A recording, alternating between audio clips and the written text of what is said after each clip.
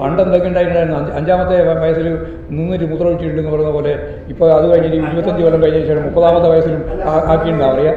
നിങ്ങളൊക്കെ ചോദിക്കുന്ന ചോദ്യത്തിനൊന്നും വ്യവസ്ഥ ഉണ്ടാകും. അങ്ങനെ പറയണ്ട.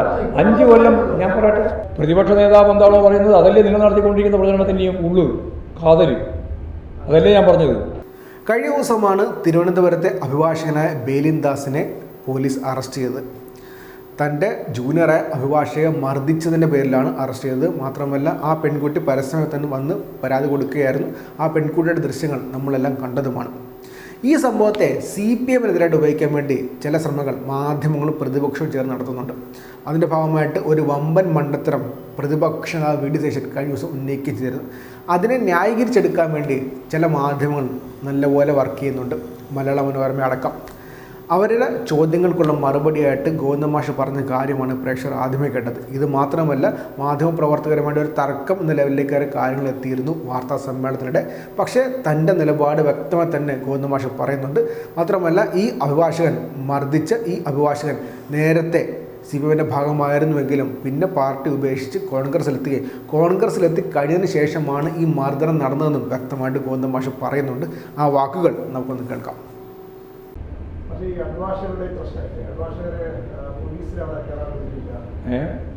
അഭിഭാഷകരെ ഈ പ്രതി രക്ഷപ്പെട്ടത് അഭിഭാഷക നേതാവ് പാർക്ക് അസോസിയേഷൻ സെക്രട്ടറി കോൺഗ്രസിന്റെ അല്ല കോൺഗ്രസിന്റെ നേതാവാണല്ലോ ഈ മനുഷ്യൻ. നിങ്ങളെല്ലാം കൂടി ചേർന്നിട്ട് അദ്ദേഹത്തെ CPM-ന്റെ ആളാക്കി മാറ്റിയിരിക്കുകയാണ്.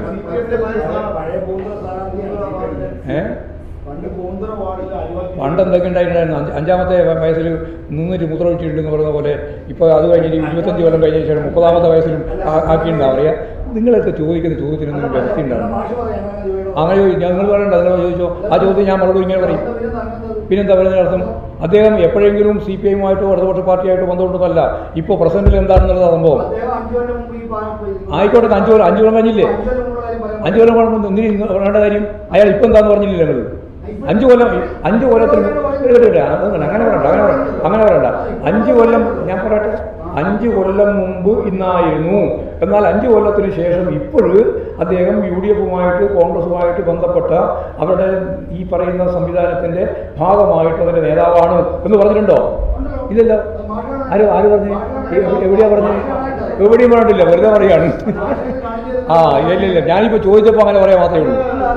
നിങ്ങളതാ ഞാൻ പറഞ്ഞത്. ഒരു ശരിയായ രീതിയിൽ കാര്യം കൈകാര്യം. ഞാൻ നേരത്തെ പറഞ്ഞപ്പോൾ തന്നെ പറഞ്ഞു, യഥാർത്ഥത്തിൽ അദ്ദേഹം ഇപ്പോഴും കോൺഗ്രസിൻ്റെ അഭിഭാഷക നേതൃത്വമായിട്ട് പ്രവർത്തിക്കുന്ന ഒരാളാണ്. അയാളെ യഥാർത്ഥത്തിൽ വെള്ളപൂശാൻ വേണ്ടിയിട്ടാണ് എല്ലാ കുഴപ്പം ചെയ്യുന്നവരും എപ്പോഴും ഇടതുപക്ഷമായിരിക്കുമല്ലോ എന്ന് വിചാരിക്കാൻ വേണ്ടിയിട്ടുള്ള ഒരു മനസ്സ് ഉൽപ്പാദിപ്പിക്കാൻ വേണ്ടി നിങ്ങൾ ആ പ്രയോഗം നടത്തിയത്. നിങ്ങൾ നേരത്തെ CPM അനുഭാവിയായിരുന്നു. എന്നാൽ ഇപ്പോഴും കോൺഗ്രസിൻ്റെ സംഘടനാ നേതാവാണ് എന്ന് പറഞ്ഞാൽ ശരി. ഞാൻ നിങ്ങൾ ഏതെങ്കിലും പത്രം പറഞ്ഞിട്ടുണ്ടോ എന്നുള്ളതല്ല. വളരെ ശ്രദ്ധേയമായ പത്രങ്ങൾ പലതും പറഞ്ഞത് അത് ഇടതുപക്ഷവുമായിട്ട് ബന്ധപ്പെട്ടതാണെന്നാണ്.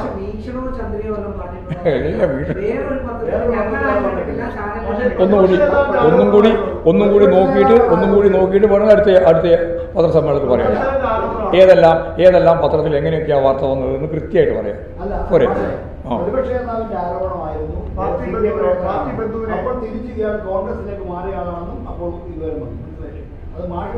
പക്ഷെ നിങ്ങൾ മാധ്യമങ്ങൾ അങ്ങനെയാണല്ലോ പ്രചരിപ്പിക്കുന്നത്. അത് VD സതീശൻ പറഞ്ഞതിൻ്റെ അല്ലേ നിങ്ങൾ പ്രചരണം നടത്തിക്കൊണ്ടിരിക്കുന്നത്. പ്രതിപക്ഷ നേതാവ് എന്താണോ പറയുന്നത് അതല്ലേ നിങ്ങൾ നടത്തിക്കൊണ്ടിരിക്കുന്ന പ്രചരണത്തിൻ്റെയും ഉള്ളു കാതല്, അതല്ലേ ഞാൻ പറഞ്ഞത്.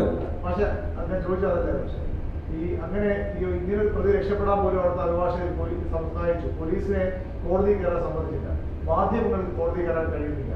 ഈ വനിതാ അഭിഭാഷകരെ ഇങ്ങനെ അടിക്കുന്നു. ഇതൊക്കെ ഈ മഞ്ചൂർ കോടതി മാത്രമുള്ളതാണ്. ഇതിനെങ്ങനെയാണ്? അല്ല, മഞ്ചൂർ കോടതിയിൽ അത്തരത്തിലുള്ള പ്രവണതയൊന്നും അംഗീകരിച്ചു കൊടുക്കാൻ സാധിക്കുന്നതല്ല. അദ്ദേഹത്തെ കൃത്യമായിട്ട് അറസ്റ്റ് ചെയ്തു. ഇപ്പോൾ റിമാൻഡിൽ കിടക്കുകയാണ്. അത് ഈ ഇടതുപക്ഷ മുന്നണി ഗവൺമെൻറ്റിൻ്റെ നിശ്ചിതാർത്ഥ്യത്തോടുകൂടി ഇടപെടലിൻ്റെ ഭാഗമായിട്ടുണ്ടായതാണ്. ശ്യാമിലിയോടൊപ്പമാണ് ഗവൺമെൻറ്റും ഇടതുപക്ഷ ജനാധിപത്യ മുന്നണിയും എന്ന് കൃത്യമായി ജനങ്ങളെ ബോധ്യപ്പെടുത്താൻ സാധിക്കത്തക്ക രീതിയിൽ ഇടപെടലാണ് ആ കേസിൻ്റെ ഭാഗമായിട്ടുണ്ടായത് എന്ന് അഡ്വക്കേറ്റ് ശ്യാമിലി തന്നെ കൃത്യമായിട്ട് പിന്നീട് വിശദീകരിച്ചു. അതേ കാണേണ്ടത്. അതിൻ്റെ ഇടയിൽ വന്നിട്ടുള്ള തെറ്റായ പ്രവണതകളുണ്ടെങ്കിൽ പരിശോധിച്ച് ആവശ്യമായ നിലപാട് സ്വീകരിക്കട്ടെ. ഈ മറ്റൊരു കോടതിയിൽ മാധ്യമങ്ങളെ വിലക്കുന്നതിൽ ഇടത് സംഘടന തന്നെയാണ് നേതൃത്വം കൊടുത്തത്.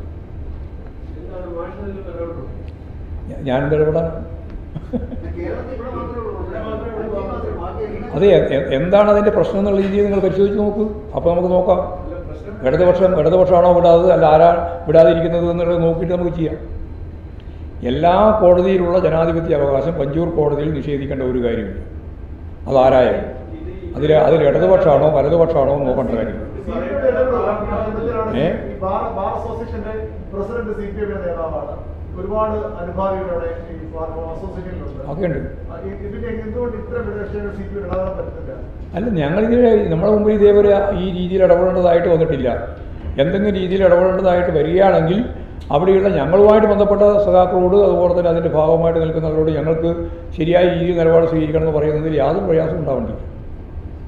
ഞങ്ങൾക്ക് എന്തായാലും എല്ലാ കോടതിയിലുള്ളതിൽ നിന്ന് വ്യത്യസ്തമായ ഒരു നിലപാട് ഇവിടെ സ്വീകരിക്കേണ്ട വല്ല കാര്യമുണ്ടോ? പഞ്ചൂര് മാത്രം അത് നോക്കി കാര്യങ്ങൾ കൈകാര്യം ചെയ്യാം. അതിലൊരു സംശയം വേണ്ട. ഞങ്ങൾക്കതിൽ യാതൊരു തരത്തിലുള്ള റിസർവേഷൻ പഞ്ചൂർ കോടതിക്ക് മാത്രം വേണ്ടി കാണേണ്ടതില്ല.